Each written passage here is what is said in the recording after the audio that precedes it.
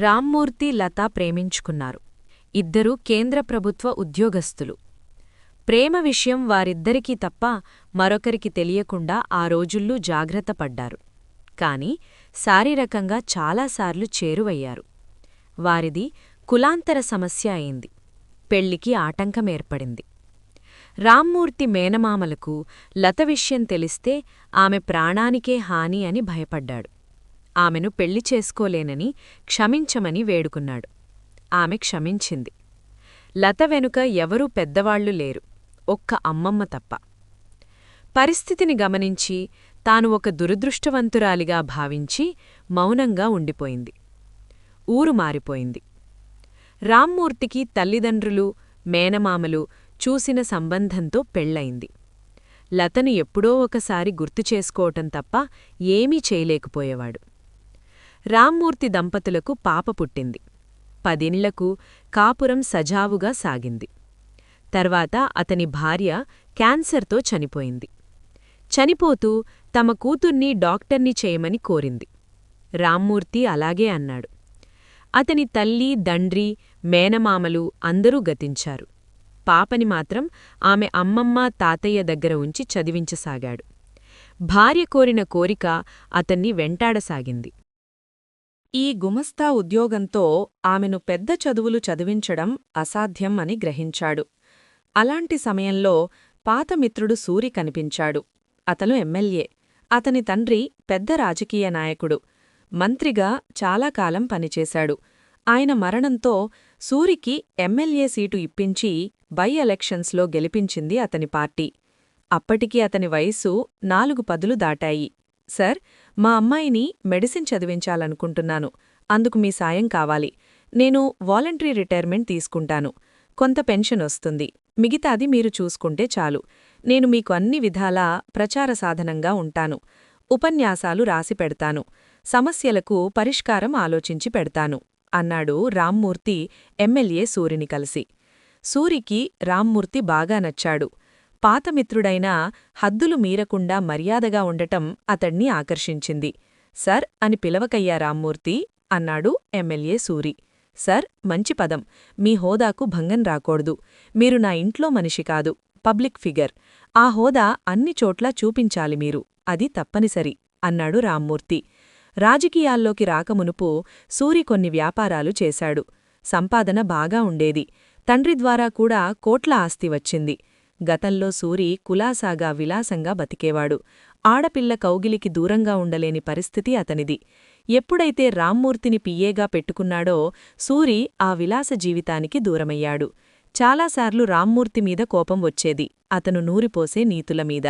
Sir, voter తను హరిశ్చంద్రుడు కాకపోయినా తను ఓటు వేసి గెలిపించిన నాయకుడు మాట తప్పితే మండిపడతాడు.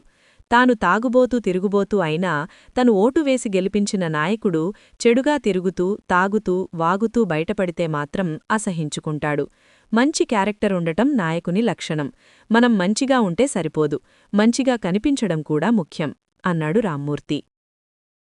సూరికి భార్యాపిల్లలు ఉన్నారు. ఓ అమ్మాయి, అబ్బాయి. వారు చదువుని సరదాగా తీసుకుని గడిపేస్తున్నారు. సూరికి రామ్మూర్తి చేసే నీటిబోధలు అప్పుడప్పుడు సూరి భార్య చెవిన పడుతూ ఉండేవి. రామ్మూర్తి అంటే ఆమెకు గౌరవమేర్పడింది. సూరి రెండవసారి ఎమ్మెల్యేగా గెలవటానికి రామ్మూర్తి చాలా కృషి చేశాడు. ఉపన్యాసాలు రాసి ఇచ్చాడు. నియోజకవర్గంలో అన్ని సమస్యలను సేకరించాడు. వాటిని క్రోడీకరించాడు. సూరికి నియోజకవర్గం గురించి మంచి అవగాహన ఉందని ప్రజలకు బాగా తెలిసివచ్చేలా చేశాడు. ఆ సమస్యలకు పరిష్కార మార్గాలు కూడా సూచించాడు. దాంతో గతంలో కన్నా సూరికి బాగా ఓట్లు పడ్డాయి. పార్టీ దృష్టిని బాగా ఆకర్షించాడు. గొప్పగా గెలిచాడు. అతని మాటకి పార్టీలో గౌరవం పెరిగింది. ప్రతిఫలంగా సూరి రామ్మూర్తి కూతుర్ని బాగా చదివించాడు. ఆమె ఎంఎస్ చేసింది. రామ్మూర్తి అతని భార్య కోరికను నెరవేర్చాడు. ఎమ్మెల్యే సూరి అమ్మాయికి గొప్ప సంబంధం కూడా చూసిపెట్టాడు.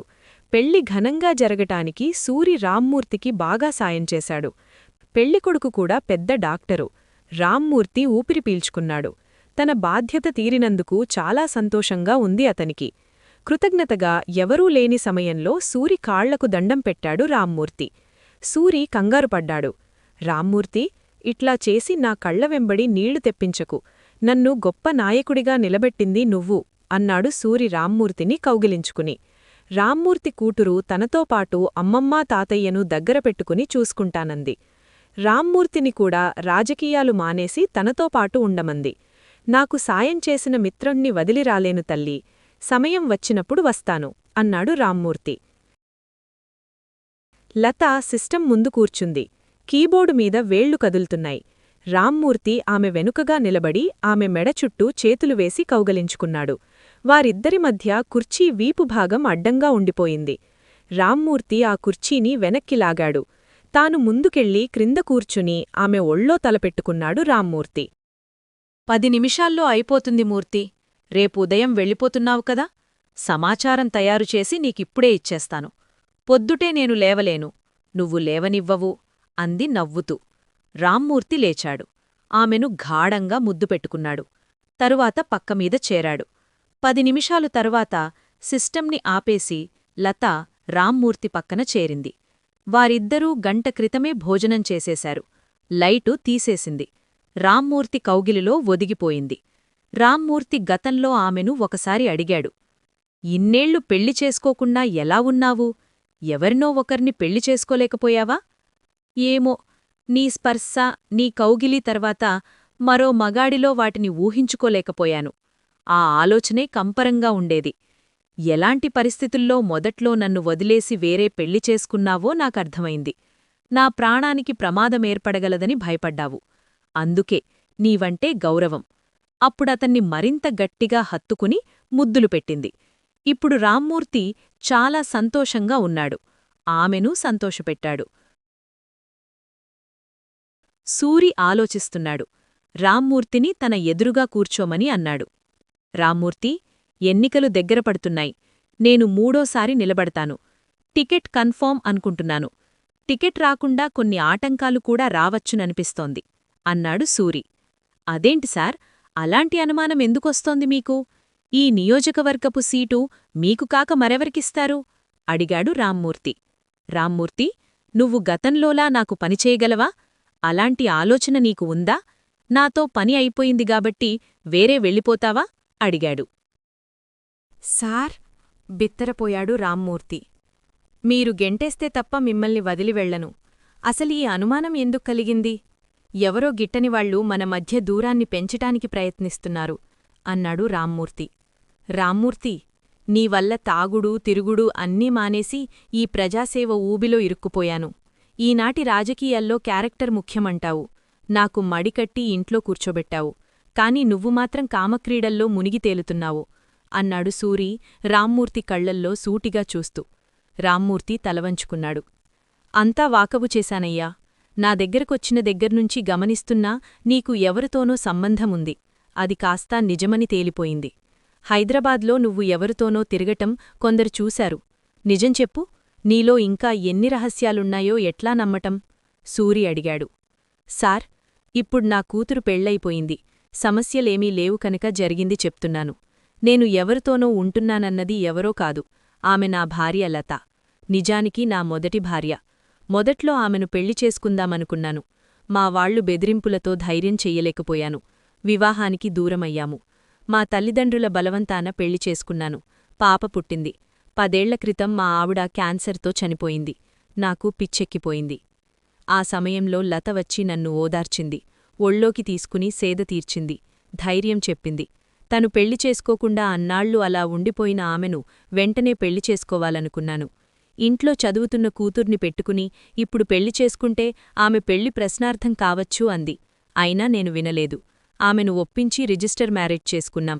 ఈ విషయం మా అమ్మాయికి గాని అత్తమామలకు గాని తర్వాత మీకు గాని ఇన్నాళ్లు తెలియకుండా జాగ్రత్తపడ్డాను. ఇప్పుడు తెలిసినా పర్వాలేదు అన్నాడు రామ్మూర్తి. మీకు పిఏగా ఉన్నా నా సగం పని ఈ 5-6 ఏళ్ల నుంచి తనే చేసిపెట్టింది అన్నాడు. అదేంటయ్యా? సూరి అడిగాడు. అవును సార్, ఈ నియోజకవర్గం ఓటర్ల జాబితా, మ్యాపు, ఆమె అడిగిన వివరాలు అన్నీ ఇచ్చేవాణ్ణి. మీ ఉపన్యాసాలకి కావలసిన డేటా అంతా ఆమె తయారుచేసి పెట్టేది. అందుకే నేను తరచుగా హైదరాబాద్ వెళ్తుండేవాణ్ణి. స్వామికార్యంతో పాటు స్వకార్యం పూర్తి చేసుకుని వచ్చేవాణ్ణి అన్నాడు రామ్మూర్తి. సూరి దిగ్గున లేచాడు. నువ్వే గ్రేట్ అనుకుంటే నీ భార్య మరీ గ్రేట్. మీ ఇద్దరి సాయం ఉంటే నేను ఎమ్మెల్యేగా గెలవటమే కాదు ఈసారి మంత్రిని కూడా అవుతాను అంటూ రామ్మూర్తిని కౌగిలించుకున్నాడు.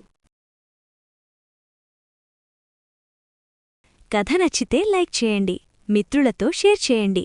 మరిన్ని ఆసక్తికరమైన కథల కోసం సబ్స్క్రైబ్